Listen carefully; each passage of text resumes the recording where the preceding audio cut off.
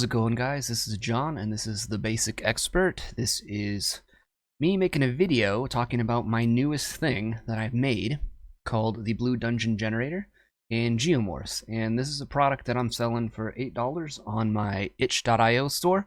Link will be in the video description, and I'll put it in the pinned comment below in the comment section as well. So this is a tool that I sort of been working on and off for quite a while. Put a lot of effort and time into it. It is a tool that I wanted to use because, well, the first edition AD&D Dungeon Master's Guide has a dungeon generator in it, and it's really good. But you have to flip pages a lot, and it's something that's a little more difficult, at least in my opinion, to use on the fly. Like, you did not expect your players to enter a dungeon or to discover a dungeon, but they need to have one, and you need to make a dungeon on the spot. And so I made this as a way to get around that. And it also occurred to me, like, well, if I'm making this, it might as well be compatible with like Roll20 or some other virtual tabletop. And these tiles that come with this PDF, it's 22, but not all of it is content. Some of it is, like the open game license, and then, it kind of spills over to this one here. But you can see you get a lot of different options here. So I want to kind of show how it's used and how you can use it as a game master, and like how I plan to use it. I always try and make tools for myself and other people. Mostly I make tools for myself, and then I'm just like, this could be really useful, I should sell this. So that's kind of the origin of most of the things that I make. The settlement generator, this, I want it to be useful to me when I make these Dungeon Master sort of utility type things. So again, $8 on my itch.io. It will eventually be on DriveThruRPG, but I've made the mistake of going exclusive on DriveThru, and I wanted to offer this on my itch. I wanted to offer it to the companion level supporters on my Subscribe Star page. You get this for if you're $5 a month supporting me, you get this for free, so $3 cheaper. And I want to do more stuff like that. So if I could give a tip to other creators out there, don't go exclusive on DriveThru if you are probably not already like a big name with a lot of clout behind you, which I don't particularly have. The nice thing about itch is I can have it set to get like 100% of whatever I earn on my sales there. So I want to go through it. I have my old Adventures in Middle Earth campaign that I had set up here, and we're gonna go through. I just want to kind of show you how this can be used. I'm gonna delete some of these here so that I can start fresh.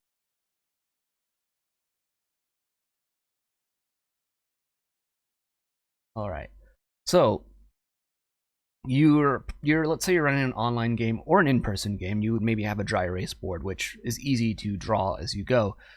But let's say, for the sake of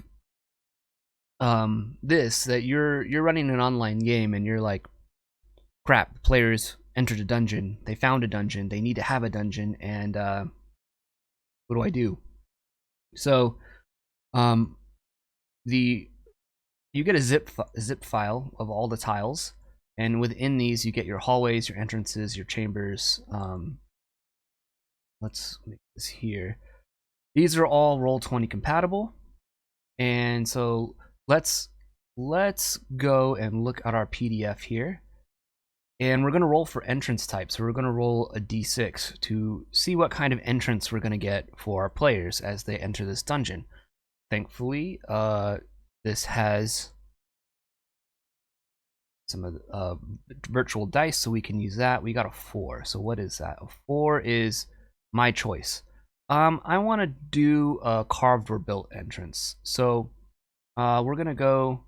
Well, let's also roll for what the current use for this dungeon is, and you can actually roll it twice, so that like whatever it was maybe purpose built for, it might not be what it's being used for now as the players enter that dungeon. So let's roll 2d6,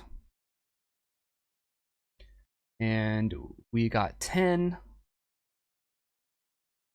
So 10 is a treasure vault, right? Let's keep it at that. Like, let's just pretend that this is someone's treasure vault.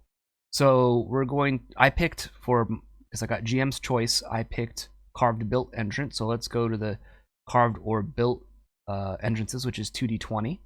So we'll go over here and we'll roll 2d20. That is going to be 36. So we are going to use number 36, which is all the way down here, this guy here. That's a cool entrance. All right. So I'm going to find it on this here. Let's go to our thing here, and 36.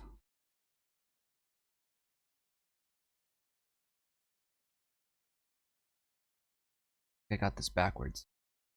I found an error. All right, well, we found it here. It appears as though I misnumbered them they're off by 1. So in the file folder, this is 35, but it's going to be 36 actually. So let's put it in there, and let's resize it.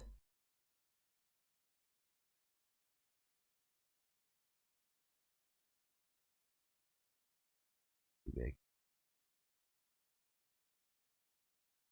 There we go. Let's put the entrance, I don't know, let's put it somewhere down here. This is good. So our players entered from this spot here, and you know, there's some stairs right in the middle.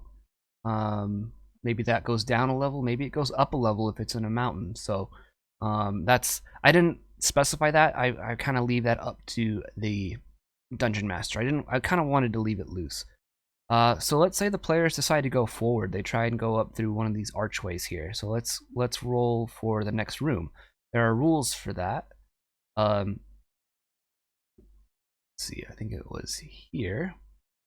GM's roll. Okay, these are caves.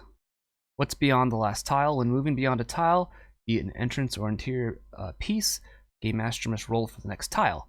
There are many options possible. Some tiles can be large 20 by 20 tiles, or larger rooms, while others can be hallways or smaller chambers. There's a 30% chance of the next tile being a different type than the one before, meaning that it can go from a natural cave to a built dungeon and vice versa. So let's do the percentage dice. So let's say the player is moving this way. Let's roll D100.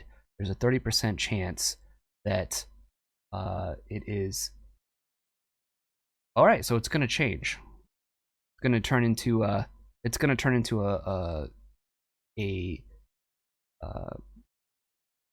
cavernous, one of these sorts of natural cave entrances. So let's let's roll a d6. 1 to 2, it'll be a chamber in the room above. 3 to 4, a hallway. 5, a carved or built entrance and or exit. So you could have an exit to your dungeon. I like dungeons that have multiple entrances and exits, so that's why I did that. Or a large 20 by 20 chamber. So we'll go back to here. We will roll a d6. We get 6. So what did we get? We get a large room. So the large ones are only built. So it was going to be cavernous, but now it's not going to be cavernous because it's going to be a large room, unfortunately. But whatever. So let's roll a d10 and see what kind of large room is ahead of us up here. D10. 7. So number 7 is this guy here. So number 7. So let me get that up here.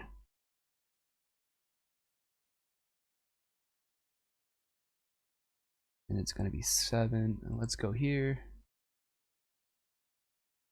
Upload, and number 7.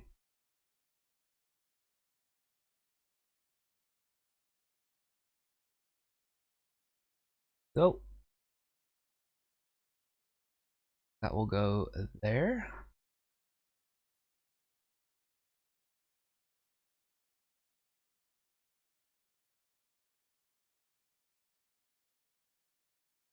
So the players entered this giant room here. Now let's say they explore around in here and they exit. They go past these. So let's roll for both of these because these are 20 by 20. So these are double the size of these ones.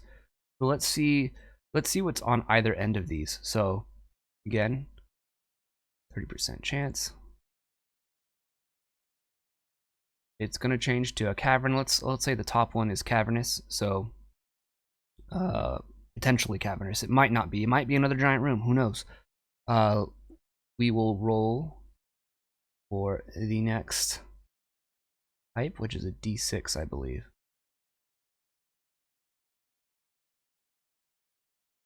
All right. 4. Hallway. So it's going to be a hallway for more cavernous natural cave hallways. We're going to go down through the hallways here and roll a D12, which is 5. What is number 5? It's going to be this guy here. So let's go. Let me try and find it here. 5.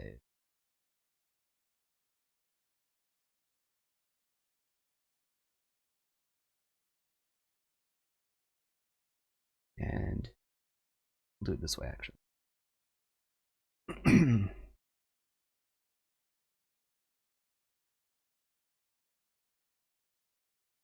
Here.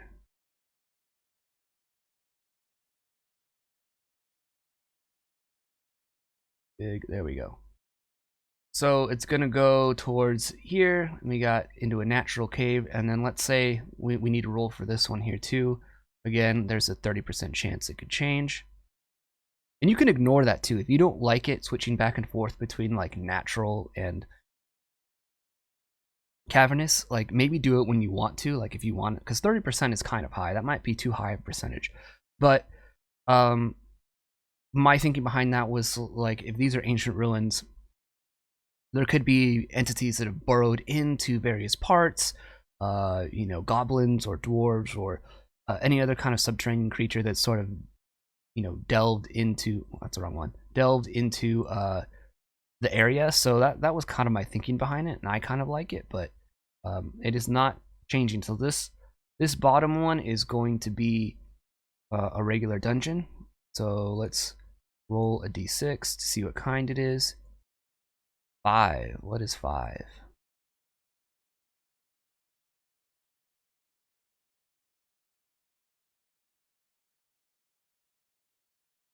Five is an exit, so another entrance out of here. So we're gonna go up here and we're gonna roll 2d20.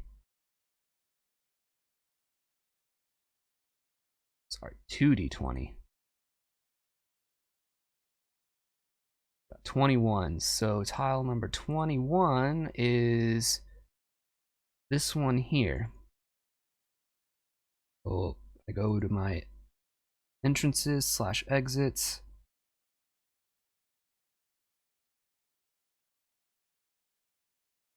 This is cave. I want dungeon. Okay, this one.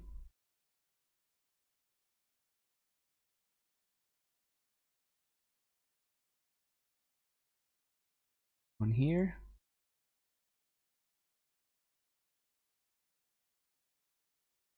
But here's the thing, like it doesn't necessarily fit here.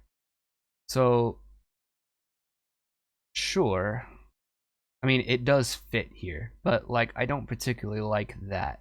So maybe what I could do is rotate it.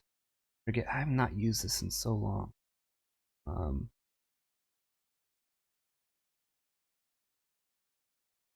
There we go. What if I go like that? You know, so now there's 2 entrances on either end here, and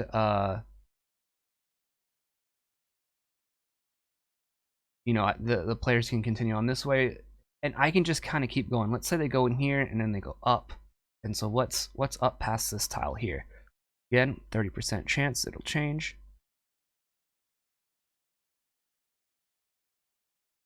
32. So no, it is not changing. This one's going to stay cavernous. So we roll a d6.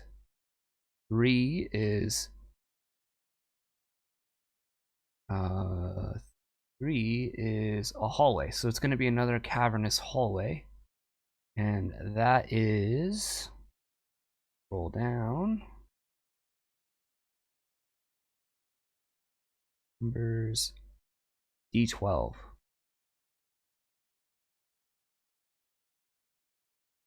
What do we got? We got a 9. So 9 is this guy here. So go find that here. Over here.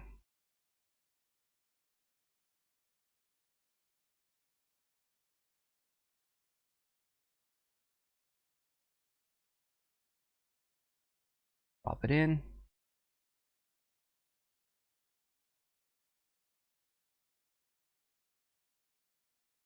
There you go. So I can just keep going and going and going and make for a very interesting sort of environment here. Let's say I roll again. Let's do a D100. Let's see if it's going to change if they move this way. It is not, so this one's going to be cavernous too. Roll a D6. It's going to be another large chamber, it looks like. So it's not going to be cavernous.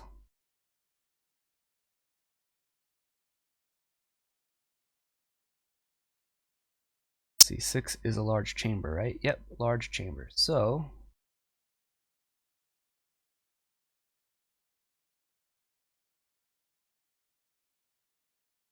thankfully it has hyperlinked here. So large chamber, we're going to roll a D10. We get a 7.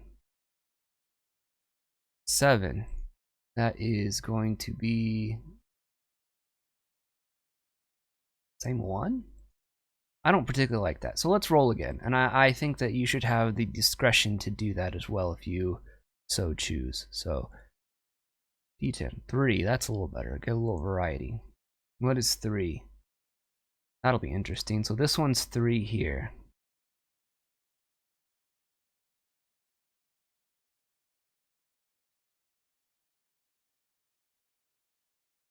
Upload it. And look, this is much faster than scrambling for a battle map or trying to find just like a random dungeon map. I also think that this could be very useful for solo play. If someone is looking for a tool for that. There we go.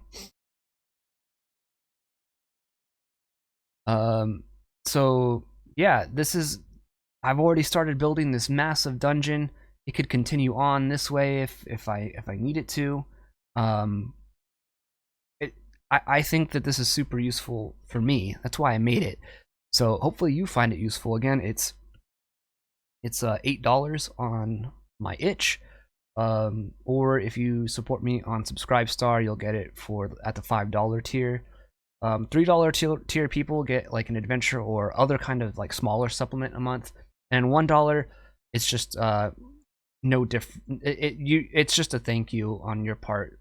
I appreciate it, obviously, but there's no extra real perks for that. But just in case you feel like you want to support me in that way. But I'm pretty proud of this thing. I think you can make some really cool stuff, and purposely made it as I worked on it. Purposely made it compatible with Roll20 like this, because if you're running an online game, it does make a lot of things easier. But like, this is where like Dry Erase sort of had a lot of Roll20 beat, in my opinion, because yeah, you know, I could do this and do like freehand lines and be like, okay, you're in a cave and it goes like this, and then here, and then oh, it goes like in a big tunnel. You know, we could do this, but like that doesn't look very good. Right? This looks much better, in my opinion. Hopefully you think that as well. So that's how it works. Let me know what you think in the comments. Again, it will be in the video description and in the pinned comments where you can get this.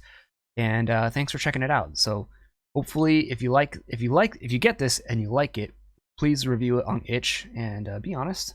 And yeah, help you help support my channel and what I'm doing. And hopefully I really hope that you find this this tool extremely useful. That's my whole goal. That's my whole point. So that's gonna do it for this video, guys. Tell me what you think in the video comments below. Interested to hear what you think about this. Is this something you'd use? Do you have any suggestions for improvements? I'm always open to improving any of the things that I make and sell. And I'll catch you Monday. I'm going to talk about more basic fantasy. Talk to you guys later. Peace out.